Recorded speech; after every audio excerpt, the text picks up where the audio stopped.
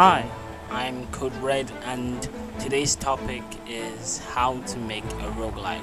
Those of you who don't know, a roguelike is a game that has procedural generation and permadeath. So this means in every run, the levels are randomly generated, and anytime you die, all progress is lost. So that brings me to step 1 of making a roguelike. So this might come as a shock for most people, but the first step of making a roguelike isn't to work on the procedural generation or the permadeath.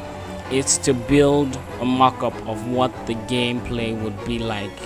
Most people start with the generation, the permadeath, all the loot, but that is a very terrible way to do things. The second step of making a roguelike is to then work on the procedural generation.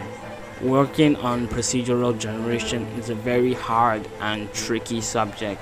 Most people work on procedural generation system for months to then discover that procedural generation isn't good for their game, and they have to scrap months of work just because of a bad call. Also, not everything has to be procedurally generated.